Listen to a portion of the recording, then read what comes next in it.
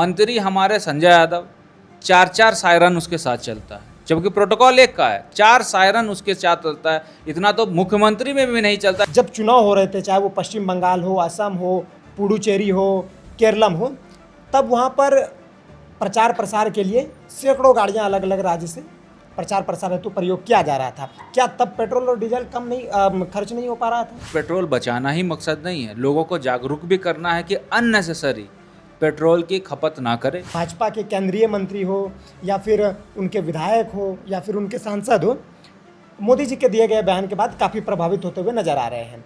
कोई टोटो से अपने कार्यालय पहुंच रहे, प्रधानमंत्री जी खुद अपने 2 गाड़ियों के साथ, 2 काफिलों के साथ कार्यालय जा रहे हैं। और जबकि दूसरी तरफ कांग्रेस की बात करें, जेएमएम की बात करें, तो इसे ढकोसला बता रही है।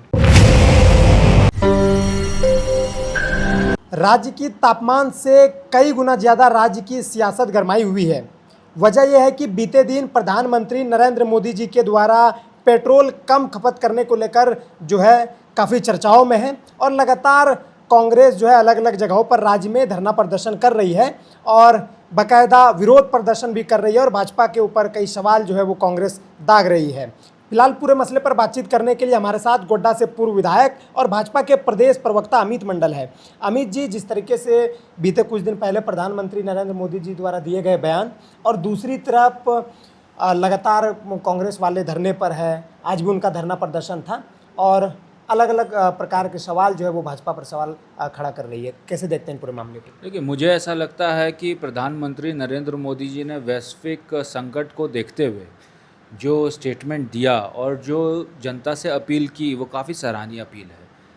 यहाँ पर सिर्फ पेट्रोल बचाना ही मकसद नहीं है, लोगों को जागरूक भी करना है कि अननेसेसरी पेट्रोल की खपत ना करें, अननेसेसरी बिजली की खपत ना करें और एक आपके दिनचर्या का पार्ट होना चाहिए कि चीज़ों को कैसे बचाएं और कम संसाधन में अच्छा काम करें। यदि आपको कहीं जाने की आवश्यकता नहीं है तो झूठ मूठ का वहाँ जाकर पेट्रोल खर्च नहीं करें। यदि कार पूलिंग की आवश्यकता है तो कार पूलिंग करें, इससे आपके स्टेटस को कोई फ़र्क नहीं पड़ता। अभी भी देखिए, विदेशों में मेट्रो में सफ़र करना, बस में सफ़र करना एक आम व्यक्ति का दिनचर्या है। यहाँ पर मेट्रो में सफ़र करने से, बस में सफ़र करने से किन्हीं लोगों को लगता है कि मेरा स्टेटस को है उसमें थोड़ा सा दिक्कत हो सकता है। तो इन सब चीज़ों की परवाह नहीं करते हुए एक अच्छा वातावरण में चीज़ों को बचाते हुए किस प्रकार से भारत के जो संकट वैश्विक कारणों से आई है उसमें कैसे अपना हाथ बटाए और कैसे एक देशभक्ति की भावना से चीज़ों को ठीक करने का प्रयास कर रहे हैं। छोटी सी चीज़ हो लेकिन वो देश हित में हो, इसकी प्रेरणा जो प्रधानमंत्री नरेंद्र मोदी जी ने दी है काफ़ी सराहनीय है और सब एक व्यक्ति को इसका जो है अनुकरण करना चाहिए। लेकिन प्रधानमंत्री जी के दिए गए बयानों के बाद जो है सियासत काफ़ी गर्मा गई है, खासकर झारखंड में, और लगातार देखा जा रहा है कि कांग्रेस उनके विरोध में है। जिस तरीके से डीजल और पेट्रोल के दामों में बीते 5 दिनों के अंदर में 2 बार वृद्धि हुई, तो कांग्रेस जो है लगातार भाजपा के ऊपर कई सवाल जो है खड़ा कर रही है। और ऐसे में जिस तरीके से भाजपा के केंद्रीय मंत्री हो या फिर उनके विधायक हो या फिर उनके सांसद हो, मोदी जी के दिए गए बयान के बाद काफ़ी प्रभावित होते हुए नजर आ रहे हैं। कोई टोटो से अपने कार्यालय पहुंच रहे, प्रधानमंत्री जी खुद अपने 2 गाड़ियों के साथ, 2 काफिलों के साथ कार्यालय जा रहे हैं। और जबकि दूसरी तरफ कांग्रेस की बात करें, जेएमएम की बात करें, तो इसे ढकोसला बता रही है। देखिए, आज जो केंद्रीय मंत्री हैं या कोई विधायक है, कोई सांसद है, यदि टोटो से चला गया तो पेट्रोल तो बचा और एक संदेश जनता के बीच में भी देने का काम उन्होंने किया कि आप टोटो से, साइकिल से, मोटरसाइकिल से यदि कहीं पहुंच जाते हैं तो आप काम वही कर रहे हैं। आपके जाने का माध्यम अलग हो सकता है लेकिन काम आप वही कर रहे हैं, फाइल पे साइन वही कर रहे हैं और व्यक्ति वही बचता है। मंत्री वो भी कहलाएगा, वो विधायक कहलाएगा, वो एक आम नागरिक कहलाएगा। इसीलिए मैं तमाम ऐसे लोग जिन्होंने प्रधानमंत्री नरेंद्र मोदी जी के कहने के बाद अपने व्यवहार में बदलाव लाया है उनको धन्यवाद देता हूं।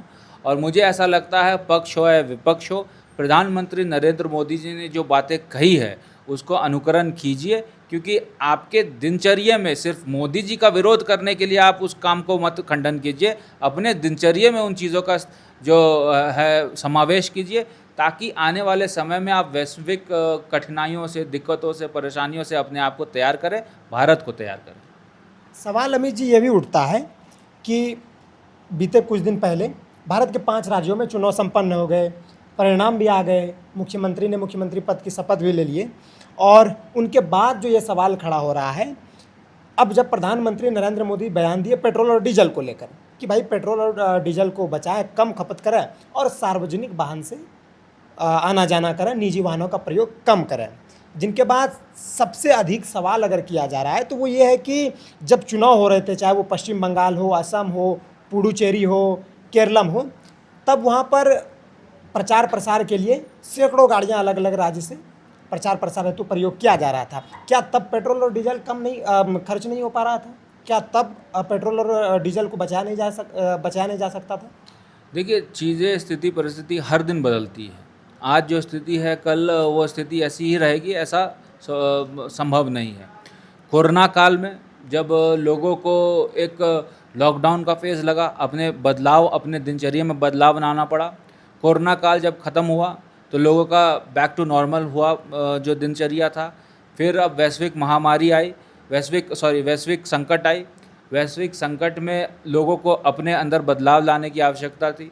जब जो ज़रूरी था, चुनाव में जो ज़रूरी था, चुनाव के बाद की जो परिणाम हुई, उसके बाद वैश्विक संकट और गहराया, लोगों को पेट्रोल डीजल की किल्लत महसूस होने लगी, तब बदलाव की ज़रूरत हो गई। और जब बदलाव की ज़रूरत हो गई तो मोदी जी ने अपील किया, और जब अपील किया, लोगों ने बदलाव अपने अंदर लाना शुरू किया।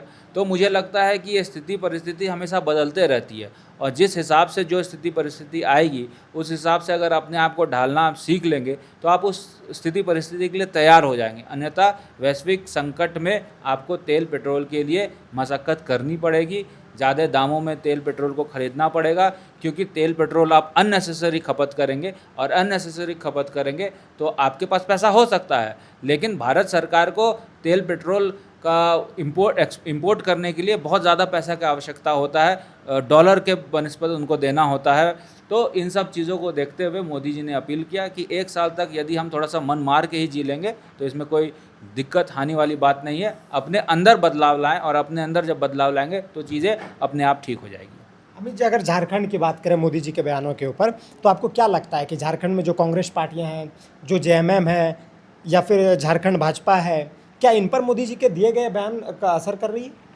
देखिए, मुझे ऐसा लगता है कि सभी को अनुकरण करना चाहिए चीज़ों को, और जो नहीं कर रहे हैं उनको भी मैं आग्रह करूंगा कि वो करें। अब देखिए, गोड्डा में ही देख लीजिए, मंत्री हमारे संजय यादव 4-4 सायरन उसके साथ चलता है, जबकि प्रोटोकॉल एक का है, 4 सायरन उसके साथ चलता है। इतना तो मुख्यमंत्री में भी नहीं चलता जितना उनके जो प्रोटोकॉल में चलता है। 4 सायरन, 4 गाड़ी, 20 काफिला, 100 की संख्या में जो है कारकेड चल रहा है। आप 2 से भी जाएंगे तो क्षेत्र में वही काम करेंगे, और 100 की संख्या में भी जाएंगे वही काम करेंगे। तो क्या ज़रूरत है इतना अननेसेसरी जो है काफिला को बढ़ाने की? 4 सायरन रखने की क्या ज़रूरत है? एक गाड़ी से चलिए, एक स्कॉट से चलिए, काफ़ी है। लेकिन आप जो सायरन बजा बजा के लोगों को दिखा रहे हैं, तो आप 2 काम कर रहे हैं। एक, साउंड पॉल्यूशन तो कर ही रहे हैं, दूसरा जो है पेट्रोल की भी बर्बादी कर रहे हैं। मुझे ऐसा लगता है, और मैं उनसे आग्रह करूंगा कि इन सब चीज़ों में कटौती कीजिए। मोदी जी ने कहा है उसके हिसाब से अपने दिनचर्या में चीज़ों को डालिए, ताकि वैश्विक संकट से हम लोग बचें, और एक कदम भारत को एक अच्छा देश बनाने के लिए, भारत को अर्थव्यवस्था को ठीक करने के लिए एक छोटा सा कदम अपने तरफ से उठाइए। कम से कम इस सायरन बंद कराइए, लोगों को बहुत परेशानी रोड में भी हो रही है। मैं बस इतना ही आग्रह करूंगा।